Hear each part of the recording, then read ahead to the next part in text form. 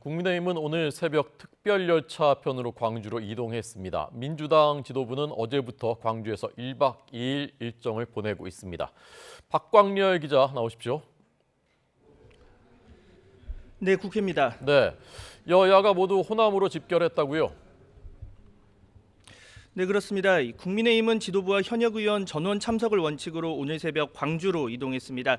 오전 광주 최고위원회의에서 김기현 대표는 5.18 광주에 값진 희생이 있었기에 오늘날 자유와 인권, 평화와 민주주의를 누리고 살아간다며 모두가 5월 정신을 계승할 책임이 있다고 강조했습니다. 그러면서 5.18 정신은 특정 정치 세력의 전유물이 아니라고 민주당을 겨냥하기도 했는데요. 들어보시죠.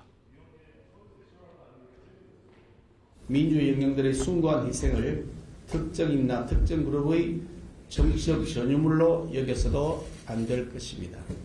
이것은 민주 영령들의 희생을 오도하는 것이며 광주와 호남 시민들에 대한 도리도 아닐 것입니다.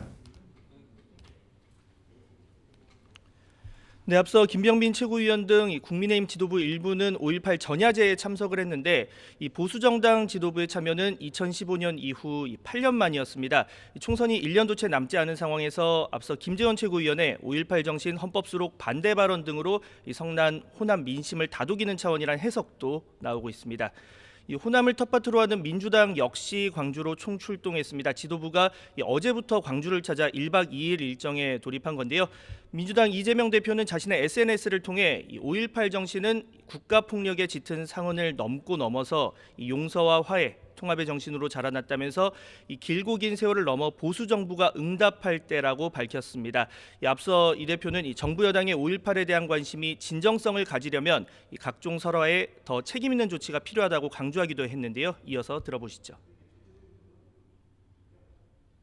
우선 5.18 폄훼 발언을 한 정부 여당 측 인사들에 대해서 엄정한 조치가 선행돼야 된다는 말씀을 먼저 드립니다. 네, 이 대표는 또 역사를 직시하는 용기를 이번에야말로 보수 정부가 광주 앞에서 보여줄 때라며 5.18 민주화 운동 헌법 전문 수록에 정부가 나설 것을 재차 촉구하기도 했습니다.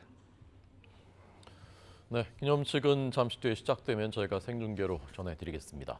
자, 김남국 의원 국회 윤리특위에서 징계 문제 등 논의하는 이 절차 일정에 대해서 여야의 입장이 좀 다르다면서요?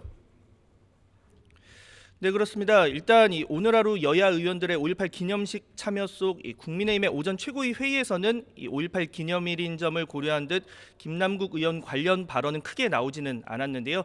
하지만 국민의힘은 김 의원에 대한 민주당의 대응이 늦었다는 점을 부각하면서 비판을 이어가는 모양새입니다.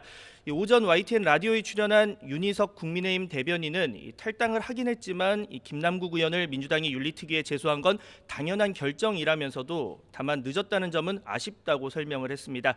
민주당 역시 비명계를 중심으로 김남국 의원에 대한 과감한 결단이 필요했는데 지도부가 지나치게 소극적이었다는 비판이 나오는 등 여진이 이어지고 있습니다.